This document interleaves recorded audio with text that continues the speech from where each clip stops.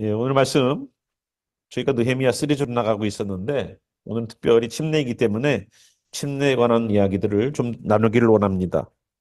예, 그래서 본문은 마가복음 1장 9절에서 11절까지 저희들 보겠습니다. 네, 침례에 관한 메시지 함께 저희들 마가복음 1장 9절에서 11절 말씀입니다.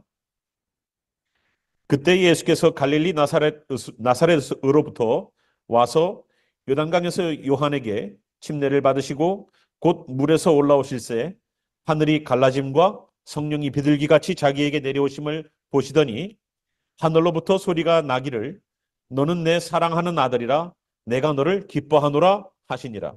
아멘. 기도하겠습니다. 살아계신 주 하나님, 오늘도 우리에게 침례식이 있는 이 교회에 침례에 관한 말씀들을 저희들이 한번 어떠한 의미인지 묵상해보며 나누기를 소망합니다. 예수님께서 받으셨던 그리고 받으라고 명령하셨던 그 침례가 과연 어떠한 의미인지 발견하는 시간 되게 도와주셔서 영적으로 우리 가운데 깨달음 있게 하시고 배움이 있게 하소서. 살아계신 우리 구주 예수의 이름으로 기도하였습니다. 아멘. 네. 세상에는 두 가지의 침례 의식이 있죠. 여러분도 잘 아시는 감리교와 장로교 같은 일반 교단에서 하는 세례가 있고 침례 교단에서 하는 것 같은 침례가 있습니다. 근데 이거는 교단마다 다른 것처럼 보이지만 실질적으로는 성경에서 말하고 있는 침례는 딱 하나예요. 침수례. 그거를 줄여서 침례라고 말하는 거예요. 침수례처럼 침수는 뭐예요? 싱킹 됐다는 거예요. 그래서 오늘 우리가 읽은 본문에 있는 내용을 통해서도 충분히 우리가 왜 세례가 아니라 침례를 주장해야 되는 것인가? 침례교니까가 아니라 성경대로니까 그런 거예요. 제가 다른 교단 목사일지라도 저는 침례를 준다고 말씀드렸습니다. 그죠? 그래서 오늘 우리 본문 가운데에서 어떠한 부분들이 우리가 꼭 침례를 줘야 되는지에 관한 이야기를 9절과 10절에서 얘기가 하고 있습니다. 9절에 보니까 요단강에서 요한에게 침례를 받으셨대요. 그 요단강에서는 어떻게 돼 있냐면 원래 원어를 보면요. in Jordan이라고 돼 있어요. 그러면은 안에서 요단강 안에서 침례가 베풀어졌다는 거예요. 그러니까 예수님도 요한에게 물 속에 들어가서 완전히 자기의 몸이 잠기는 그러한 것을 경험했죠. 예, 헬라말로 밥토라고 합니다. 이 밥토라는 이 원형에다가 오늘 이게 침례를 받으시는 것을 통해서 밥티조라고 해요. 물속에 잠기다라는 뜻이에요. 이 물속에 잠기다라는 밥티조가 여기서 사용됐는데 이것은 배가 침몰되어서 물속에 가라앉는 것을 말합니다. 그러니까 우리가 말하는 세례는 예수님께서 구원의 사역을 이루기 위한 그 그림이 되지 못해요. 스프링클 배프티즘은 그냥 스프링클이에요. 왜냐하면 그것은 많은 사람들을 대상으로 하려고 했던 방식이고 그것은 성경에서 말하고 있는 방식을 따르지 않고 있기 때문에 그렇습니다. 그것은 캐톨릭에 의해서 이미 공의회에서 결정된 내용이에요. 그런 결정된 내용 말고 우리끼리 합의해서 한 내용 말고 성경이 뭐라고 했는지를 우리가 발견하고 가자는 겁니다. 성경대로 가는 것이 우리가 해야 되는 일이에요. 누구로서? 크리스찬으로서. 그래서 예수님도 물 속에서 침례를 받으시고 10절 보니까 물에서 올라오실세 물에서입니다. 그래서 이것도 어디서부터요? 물에서부터 밖으로 나오는 현상이에요. 그러니까 언어만 보더라도 침례 받는 걸 한 번도 본 일이 없는 분이 이 글씨만 보더라도 헬라어의 원어를 보신 분들은 그렇구나. 이거는 누가 상상을 하더라도 물속에 들어갔다가 나오는 것으로 상상이 가능한 그러한 이야기예요. 그죠? 그래서 예수님도 물에서 들어갔다 물에서 나오시는 걸 통해서 내 죄가 물과 함께 씻겨지는 내 죄의 씻음에 대한 상징적인 의미와 내가 그리스도와 함께 십자가에 못 박혔다는 상징적인 의미를 내포하고 있어요. 그러니까 십자가상에서 나도 죽었다는 거예요. 그 고백을 사도 바울이 하지 않습니까? 갈라디아서에서. 내가 그리스도와 함께 십자가에 못 박혔나니 예수님만 죽은 게 아니라는 거예요. 거기에 나도 십자가에 못 박혔다는 거예요. 거기에. 예수님이 죽는 그 자리가 내가 죽어야 될 자리인데 예수님이 대신 죽었다는 겁니다. 그래서 예수님이 죽는 그때에 상징적으로 나도 죽은 놈이야. 나도 죽은 사람이야. 라는 생각을 가지라는 거예요. 그리고 그 마음과 그대로 예수님이 다시 살아나셨을 때 나도 살 수 있구나를 알게 하는 거예요. 그래서 예수님이 다시 부활하신 날은 우리가 부활절라고 하지만 실질적으로 성경에 나와 있는 절기로 따지면 뭡니까? 초실절이에요. 초실절. 첫 번째 열매를 드리는 날. 그래서 예수님은 바울이 표현하기를 잠자는 자들의 첫 번째 열매가 되었다라고 말을 합니다. 그 말은 뭐냐면 죽음 가운데서 죽음을 다시 사망을 이기시는 그 부활의 역사가 예수님에게서 경험된 거예요. 그래서 예수님이 첫 번째 열매가 된 것처럼 우리 또한 여기 계신 모든 분들 또한 언젠가 주님께서 다시 살아나라라고 말을 할 때에 어떻게 될까요? 살아나는 거예요. 그게 부활이에요. 그 이야기를 예수님이 나사로가 죽었을 때에 그 누이에게 물어봤어요. 그죠? 마르다에게 물어봤죠. 네가 죽은 자가 살아나는 것을 믿느냐? 예, 알지요. 아니, 죽었다가 다시 살아나는 것을 믿느냐? 하니까 그때 가서 믿지요 그래요. 처음에는 안다 그랬다가 두 번째는 믿지요라고 마지막 날에는 그런 일이 있을 겁니다. 그죠? 주님. 그래, 그럼 네 동생한테 가자. 네 죽은 동생한테 가자. 그러니까 예수님, 죽은 지가 나흘이나 됐습니다. 그 무덤 앞에 가니까 어때요? 주님, 썩어서 냄새가 납니다, 벌써. 아니, 네가 금방 전에 내가 얘기했잖니. 네가 믿으면 다시 살아나리라고 믿었잖니. 근데 썩어서 냄새가 난다고 네가 아이고 주님 썩어서 냄새가 나는데 여기서 뭐를 할 수 있습니까? 라고 네가 얘기하니? 라고 예수님 반문을 하죠. 그리고 예수님이 기도하십니다. 하나님께 감사합니다라고 기도하고 나사로야 나오라 하고 불렀어요. 그러니까 그가 수족이 동인 채로 미라처럼 동동동동동동 이렇게 감아놓은 걸 그 상태로 나오더라는 겁니다. 그리고 저 사람 빨리 풀어놓아라. 풀어놓아서 다니게 하라. 그리고 먹을 걸 주어라. 살아난 거예요. 그때에도 예수님은 살리시는 역사를 경험시키셨어요. 언제? 예수님 십자가 지시기 마지막 사역이 바로 나사로를 살리는 죽음의 사역이었습니다. 예수님은 그래서 사망에 더 이상 묶여 있을 수가 없어요. 근데 이 사망이 우리에게 작용하는 게 있어요. 사망이요, 우리가 딱 죽을 때만 사용하는 것이 아니에요. 사망은 우리에게 평생 동안 죽을 수도 있어 라는 마음을 계속 심어줘요. 죽을 수도 있어 라는 마음을. 돈 안 벌면 죽을 수도 있어. 아프면 죽을 수도 있어. 이 마음을 계속 심어줘요. 그래서 사망에 묶임 바 되어서 그거 겁내가지고 절절절절 매는 거예요. 우리 히브리서 2장인가? 말씀 한번 볼까요? 히브리서 2장.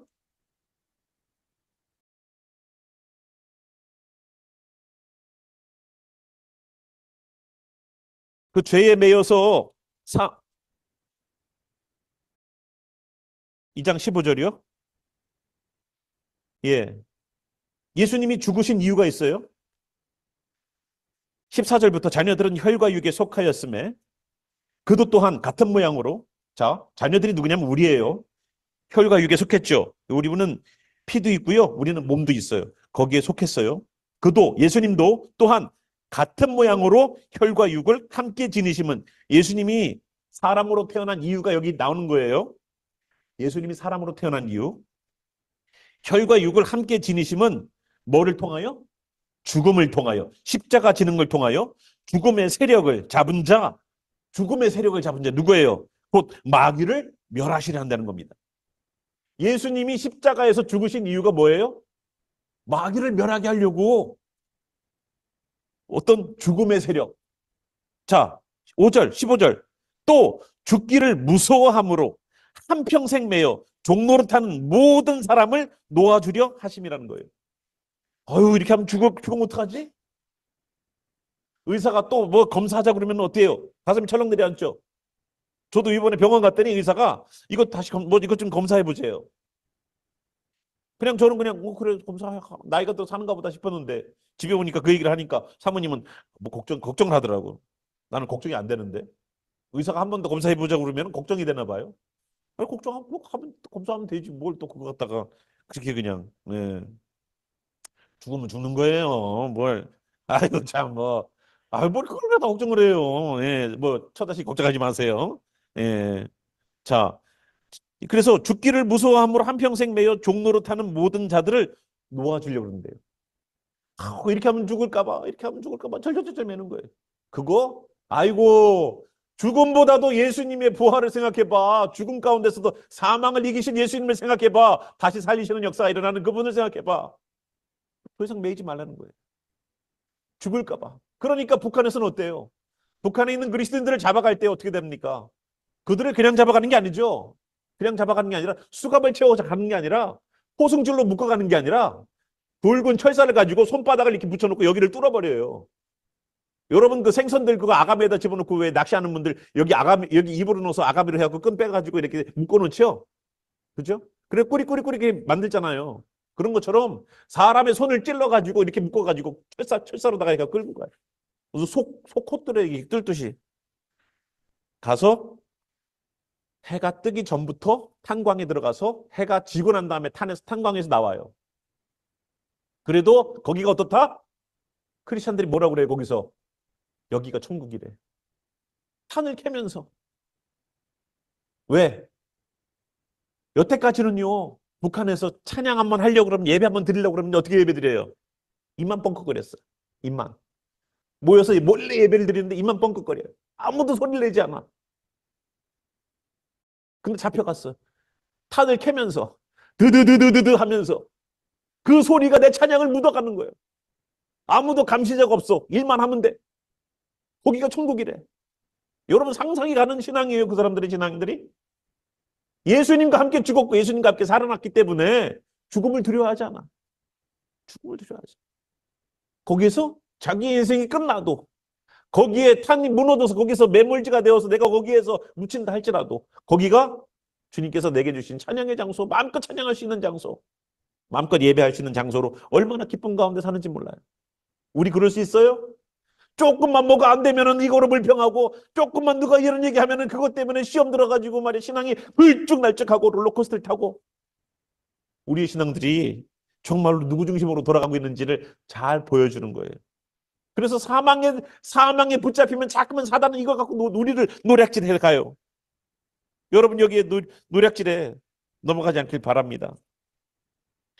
물에 완전히 잠기는 것은 머리카락 하나도 동동 남기지 않고 싹 잠기는 것은 완전히 죽음을 뜻해요.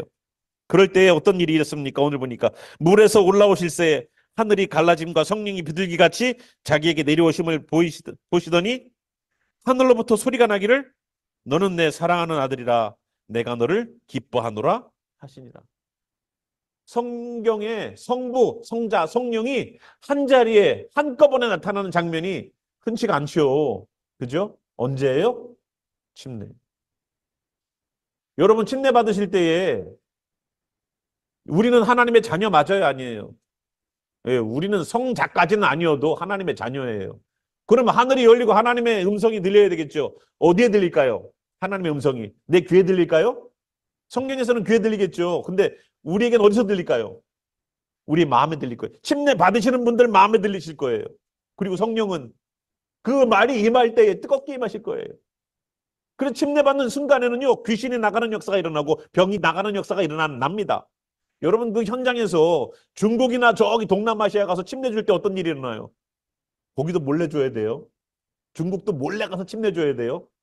진짜 산속 저기 깊은 데 가서 몰래 침례 줘요. 예전에 중국에서 복음을 전할 때는요, 낮에 돌아다니고 그러면 공안들이 와서 검사하고 그러니까 밤에 몰래 자전거를 타고서 저 시골 마을로 들어가는 거예요. 복음을 들고. 플래시라이트, 옛날에 우리 자전거 앞에는 자전거 발전기가 있어서 위 앞에 불을 붙이고 가는데 복음 전도자들은 그 불빛마저도 못 튀고 들어갔다고. 못 튀고. 그냥 자전거만 타고 길만 어렴풋이 보고 들어가는 거예요. 아무도 모르게 들어가서 복음을 증거하고 나와야 되니까. 그러다가 그냥 여기 쑤셔 박히고 저기 쑤셔 박히고 할지라도 다 복음을 증거하고 오는 거예요. 그들이 몰래 모여서 저기에 가서 복음을 증거하면서 침례를 줘요. 침례를 주면서 그 사람들이 병이 나고 그 사람들이 회개하는 역사가 일어나요. 침례의 현장이 복음의 현장, 놀라운 기적의 현장으로 바뀝니다.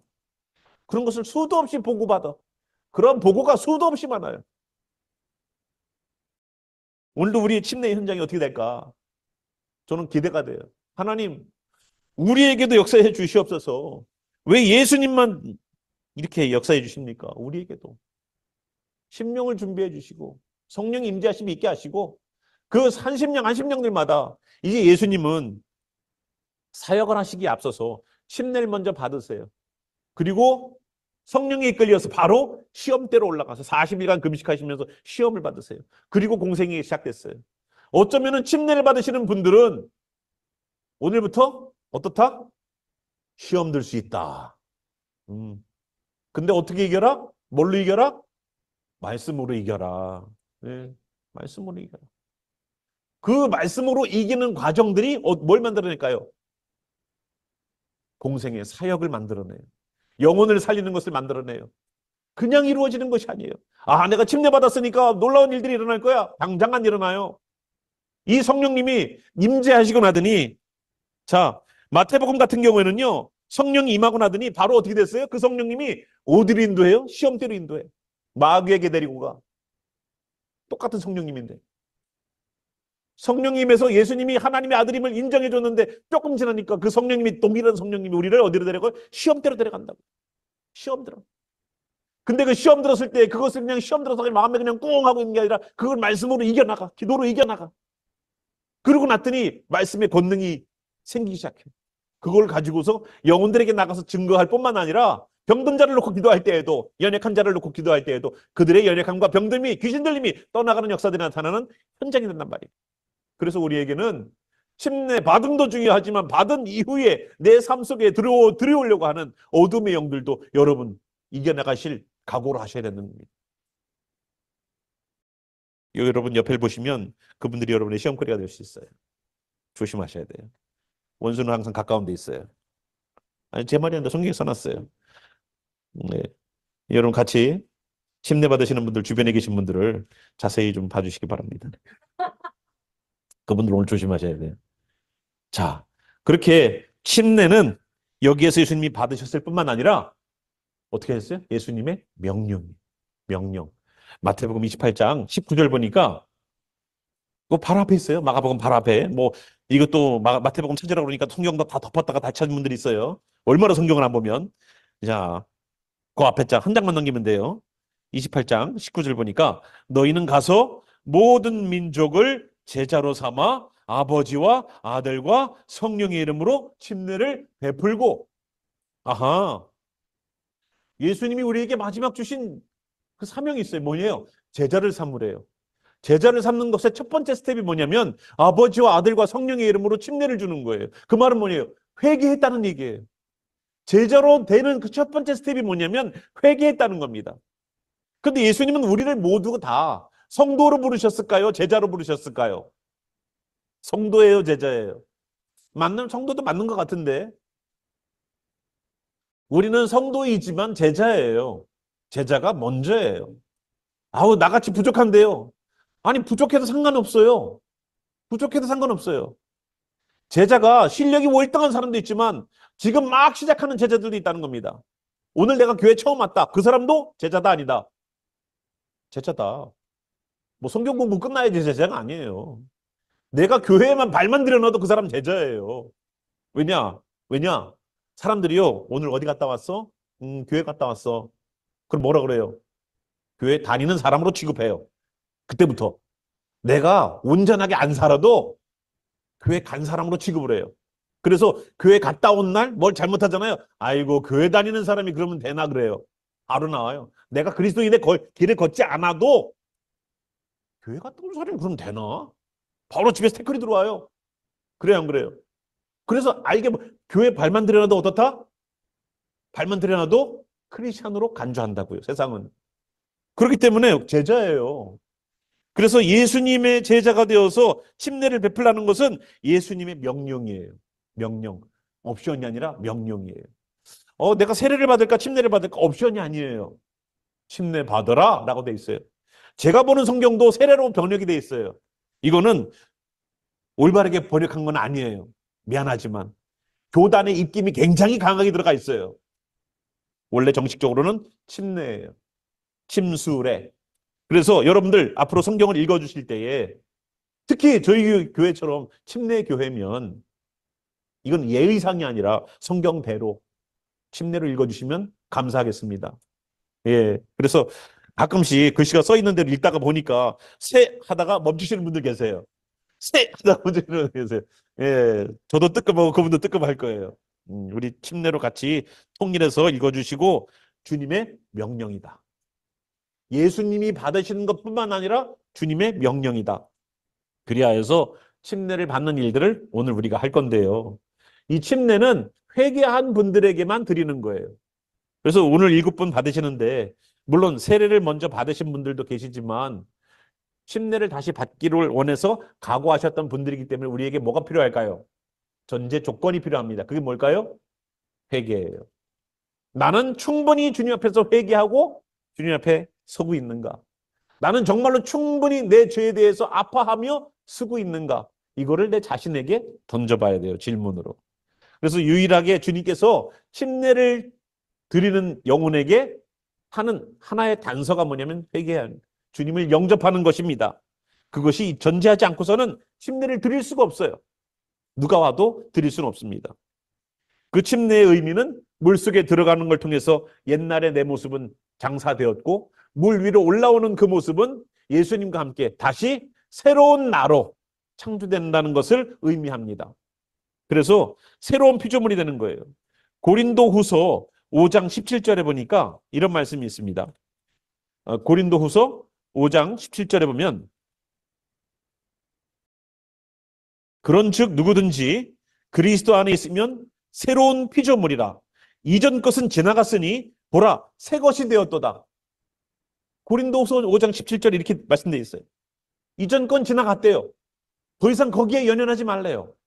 우리가 오늘은 침례를 풀장에서 받지만 원래는 요단강에서 받아야 되겠죠. 그죠? 강에서 받아야 되겠죠. 생각해 보세요. 강에서 받는 침례는 어떤 의미일까요? 내가 장사 지는 것처럼 물속에 들어갈 때에 내 죄를 씻겨나가는 그 물은 나에게 정체되어 있지 않아요. 흘러서 저기 멀리 갔을 거예요, 이미. 그럼 내가 내 죄를 잡으려고 해도 더 이상 잡을 수가 없는 내 죄가 완전히 씻겨져서 새로운 사람으로 태어남을 얘기해 주는 거예요. 그래서 그렇게 우리가 할 수 있는 상황이 아니기 때문에 저희가 풀에서 하거나 펍 같은 데 가서 하는 겁니다. 어쨌거나 우리가 씻긴다는 의미는 여러분 같이 갖고 있기를 바랍니다. 주님 안에서 이전 것은 지나갔으니 보라 새 것이 되었도다라고 말씀하고 있어요. 자, 또 하나의 말씀이 뭐냐면 우리 갈라디아서 말씀입니다. 3장 26절부터 27절 보겠습니다. 갈라디아서 3장, 그 바로 고린도후서 뒤에 있습니다. 구약에서 찾지 마시고, 자, 갈라디아서 3장 26절, 27절, 너희가 다 믿음으로 말미암아 그리스도 예수 안에서 하나님의 아들이 되었으니 누구든지 그리스도와 합하기 위하여 연합하기 위해서 침례를 받은 자는 그리스도로 옷 입었느니라. 그러면 침례를 통해서 우리에게 사도 바울이 얘기해 주려고 하는 건 뭘까요? 침례를 통해서 그리스도와 함께 우리가 합하는 것, 연합하는 것이라는 거예요. 그래서 침례는 예수님과 함께 죽고 예수님과 함께 살아나는 것을 의미하면서 예수님과 함께 연합해서 하나가 되는 것을 의미해요. 하나가 되는 것. 예수님처럼 생각하고 예수님처럼 말하고 예수님처럼 행동하고 예수님처럼 복음을 전하고 예수님처럼 기도하고 예수님처럼 사랑을 나누고 예수님처럼 때로는 악에 대해서는 정죄할 줄 아는 그리스도인들이 주님이 원하시는 사람이에요. 크리스찬들은 다 착해야 돼. 이런 생각이 우리들에게 있어요. 그죠? 크리스찬이기 때문에 손해보는 일들이 있죠. 그죠? 예수님 믿는다는 이유 하나만으로. 그죠? 우리가 교회 다닌다는 이유만으로 손해볼 때 있어요, 없어요? 하고 싶은 얘기가 여기까지 올라오다가도 참죠? 왜? 내가 그리스도인이니까. 그죠? 내가 예수님 때문에 내가 얼마나 손해보는 게 많은지 몰라요. 저도 그래요. 너무 손해보는 게 많아요. 하고 싶은 얘기가 많은데도 참고 있는 게. 우리 어머니가 항상 네가 말 안 들으면 내 속이 까맣게 탄다. 예. 옛날에 우리 어릴 적에 그렇게 들으셨죠? 예. 아마 그럴 거예요, 우리가. 다. 예수님 때문에 우리가 얼마나 연합하기 위해서 얼마나 우리를 깎아냅니까? 근데 우리 스스로가 깎아내지 마십시오. 주님의 성령이 임재하시면 우리에게 자동적으로 우리가 참을 수 있는, 인내할 수 있는 일들이 벌어져요. 우리가 주님과 연합하는 일들의 가장 중요한 포인트가 뭐냐면 오늘 우리 마가복음 본문으로 다시 넘어오면은요. 우리가 읽은 본문 마가복음 1장 9절에서부터 11절까지 읽었지만 그 위에 8절이 중요한 거예요. 침례 요한, 예수님에게 침례를 베풀었던 침례 요한이 나는 너희에게 물로 침례를 베풀 얻거니와 그는 너희에게 성령으로 침례를 베푸시리라. 그러면 예수님이 주시는 침례는 어떤 침례예요? 성령의 침례예요. 지금은 침례 요한이 침례를 주는 시대가 아니에요. 예수님이 성령으로 주는 시대예요. 그러면 우리에게 지금 침례식을 하는 우리에게는 물로 하는 침례뿐만 아니라 성령으로 주시는 침례, 이미 성령은 오순절에서 이미 오셨지 않습니까? 이번에 우리가 침례를 받으면서 의미를 두는 이유가 뭐냐면 지난 11일 저녁부터 오순절 샤보 시작됐어요. 그래서 성령이 부어지신 것처럼 주님 성령의 침례가 여기 침례받는 분들에게 부어지기를 소망하는 마음으로 이 시간을 택한 겁니다. 그래서 우리는 침례받고 물에서 올라오는 요한이 받는 침례를 받을 것인가? 오늘 보겠어요. 요한이 주는 침례를 받을 것인가? 아니면 예수님이 주는 침례를 받을 것인가? 여러분 뭐를 받으시겠어요? 별로 뭐 목사님이 주는 건데 뭐 별소리를 다 하세요. 제가 주는 거잖아요. 요한도 아니잖아요. 그런데도 불구하고 성령의 침례를 우리는 사모하잖아요. 그러면 우리가 어떻게 준비해야 될까요? 정말로 간절히 기도하는 거예요. 주님, 나 같은 사람을 살리신 주님 감사합니다. 나 같은 사람 십자가 지게 하시고 나 같은 사람을 다시 살리실 주님. 그리하여서 주님과 연합하겠습니다. 주님과 연합하겠습니다. 그래서 나도 주님의 죽으심에 동참하며 나도 주님의 살리심에 나도 동참하는 어느 순간의 일이 될 겁니다. 지금은 내가 죽고 사는 것이 연습되는 시간이지만 언젠가는 내 죽음도 나를 다시 살리심도 언젠가 우리 육신이 경험하게 될 거예요.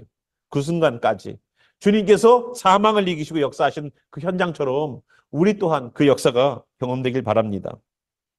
그래서 주님과 연합하는 자가 되세요. 침례는 우리로 하여금 성령의 침례를 통하여서 주님과 연합하는 사람을 만듭니다. 그래서 나는 죽고 그리스도만 살아나는 역사. 그리하여서 주님께서 이제는 구세주일 뿐만 아니라 주님이 되시길 바랍니다. 주님의 로드십이 인정되는 그것이 얼마나 큰 힘인지 몰라요. 주님 나를 구원하소서라는 기도도 참 힘이 있지만 주님 나에게 주인이 되어 주시옵소서라는 기도가 저는 더 큰 힘이 되더라고요. 그래서 아침에 오셨을 때 우리가 찬양 뒤에서 틀어놨었죠. 근데 그 모임이 아틀란타에서 있었어요. 패션 2024. 그죠? 올해 아틀란타에서 있었던 집회예요. 수만 명의 청년들이 모여서 주님께 자신의 인생을 헌신하면 찬양을 드렸어요. 거기에서 마지막에 아까 찬양했던 그 형제가 읽은 본문이 뭐냐면 요한계시록에 있는 본문이에요. 그 요한계시록에 나온 예수님에 대한 말씀을 그 형제가 읽는데 얼마나 감동적이었는지 몰라요. 그래서 그 형제가 읽은 본문을 저도 여러분들에게 한번 읽어드릴게요. 요한계시록 1장 12절부터 보겠습니다. 몸을 돌이켜 나에게 말한 음성을 알아보려고 돌이킬 때에 7 금촛대를 보았는데 촛대 사이에 인자 같은 이가 발에 끌리는 옷을 입고 가슴에 금띠를 띠고 그의 머리와 털의 희기가 흰 양털 같고 눈 같으며 그의 눈은 불꽃 같고 그의 발은 풀무불에 단련한 빛과 주석 같고 그의 음성은 많은 물소리 같으며 그의 오른손에 7별이 있고 그의 입에서 좌우에 날선 검이 나오고 그 얼굴은 해가 힘있게 비치는 것 같더라. 내가 볼 때에 그 발 앞에 엎드려져 죽은 자같이 되매 그가 오른손을 내게 얹고 이르시되 두려워하지 말라. 나는 처음이요 마지막이니 곧 살아있는 자라. 내가 전에 죽었었노라. 볼지어다 이제 세세토록 살아있어 사망과 음부의 일세를 가졌노니 그러므로 내가 본 것과 지금 있는 일과 장래에 될 일을 기록하라. 내가 본 것은 내 오른손의 7별의 비밀과 또 7 금촛대라. 7별은 7 교회의 사자요 7 촛대는 7 교회니라. 아멘. 요한이 본 거예요. 요한이 예수님을 본 거예요. 예수님을 봤는데 예수님이 그냥 서 있는 것이 아니라 심판하려고 서 있는 모습을 보여주고 있습니다. 그래서 교회를 심판할 거예요. 교회에서 사역하는 그 중심 사도들을 심판할 거예요. 7 교회는 지금 이 세상에 살고 있는 교회의 7가지의 모양들을 얘기해 주고 있어요. 예수님과 함께 동참하시기 바랍니다. 예수님과 동참해서 예수님이 주님 되어주심을, 심판자로 다시 오실 주님을 우리는 두려워하면서 준비해야 돼요. 그 심판을 피하는 길은, 심판을 피할 수는 없지만 그 심판 가운데서 살아남을 수 있는 유일한 길은 주님과 연합함이에요. 주님과 연합해야지 살 수 있어요. 주님이 죽으셨어요. 그래요. 우리는 다 죽어요. 죄 때문에 죽어요. 그런데 그 죽음 이후에 부활이 있다는 것을 여러분 잊지 마십시오. 목사님이 어떻게 아세요? 안 살아봤는데. 안 살아봐도 알아요. 살아보고 그 역사를 경험해 본 분이 여기다가 써놨으니까. 그래서 여러분들, 지금 우리의 인생, 육신은 점점 쇠약해져 가고 있어요. 그러나 쇠약해지는 그 육신, 아까 우리 마지막 찬양 그 있잖아요. 땅끝에서 찬양 보니까 어때요? 우리의 육신은 쇠잔하나 나는 주님을 위해 드린대요. 그게 제 찬양, 제가 저 찬양님 부르면서, 야, 참, 내가 그렇지. 점점 우리들의 육신은 작년하고 올해하고 기력이 다르고 할 수 있어요. 점점 연약해질 수 있어요. 그러나 우리가 주님께 드림으로 말미암아 주님께서 온전히 받으시는 그 귀한 여러분들 되시기, 우리가 되길 바랍니다. 주님께 드리는 영혼 되시기 바라요. 주님과 연합하셔서 힘내는 그리스도 예수와의 뭐다? 연합이다. 주님과 연합되어서 두려워하는 우리의 목숨을 가지고 장난질하는 사단에게 노임받아서 여러분 부활로 들어가셔서 새로운 생명 가운데서 살아나시기 바랍니다. 아멘. 우리 함께 일어나셔서 우리 기도할게요. 예. 우리를 죄에서 씻으시며 물과 성령으로 거듭나게 하시는 역사 일으키셨죠. 여러분 니고데모를 한번 생각해 보세요. 니고데모가 예수님께 왔습니다. 그랬더니 예수님이 뜬금없이 하시는 소리가 물과 성령으로 거듭나지 않으면 하나님의 나라를 들어가지 못한다.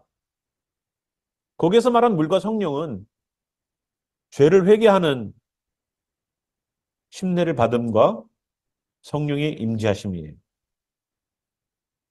예수님이 니고데모에게 물과 성령이 아니고서는 하나님 나라를 들어갈 수 없다라는 말씀, 오늘 우리가 다시 한번 묵상해 봐야 될 말씀입니다. 침례받는 분들뿐만 아니라 우리 모두가 다 침례를 받으셨던 분들은 다시 한번 내 신앙의 첫걸음이 있었던 그때를 다시 한번 기억해 보세요. 나는 과연 침례받은 자로서 온전하게 살고 있는가? 침례받을 자들만 자신의 신앙을 점검하는 것이 아니라 침례받건 세례를 받건 내가 주님의 오늘도 거룩한 백성으로 살았던 시간들이 있다면 나는 과연 지금 주님께 드린 사람으로 온전하게 살고 있는가? 물과 성령으로 거듭나 있는가? 한번 우리 돌아보면서 기도하는 시간이 있도록 하겠습니다. 살아계신 주 하나님, 침례는 주님과 연합함입니다. 이제는 주님과 함께 십자가에 못 박히고 십자가에서 다시 살아나신 주님을 경험하는 그 경험이 물속에 들어갔다 나옴을 통하여서 경험되길 소망합니다. 하늘이 열리고 성령이 임재하시는 역사가 우리의 침례식 가운데 있기를 소망합니다. 심령들마다 주님의 성령의 말씀하심을 듣고 하나님께서 나에게 무엇을 원하시는지 깨닫는 시간이 되기를 침례받는 이들에게 넘치기를 소망합니다. 하나님 오늘도 역사해 주시옵소서. 이들이 오늘로 자신의 인생을 드릴 때에 주님 마음껏 사용하여 주시옵소서. 주님께서 사용하시는 이 영혼들을 통하여 또다시 하나님의 나라가 확장되는 일들이 있기를 소망합니다. 예수님도 침례를 받으셨고 예수님도 침례 받으라고 명령하신 그 말씀들이 이 교회에서 이루어지게 하여 주시고 또다시 이들이 나아가 열매가 되어 나중에 그 또다시 열매가 씨앗이 되게 도와주시고 그 씨앗이 또다시 열매를 만들어내는 귀한 역사를 일어나게 도와주시옵소서. 오늘도 주님과 연합하기를 소망하는 이들에게 함께 역사해 주시사 하나님께서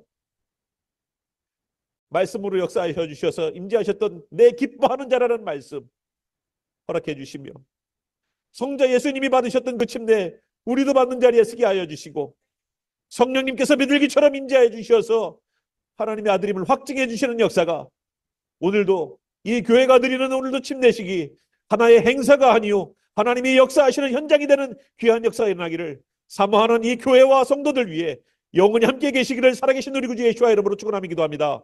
아멘.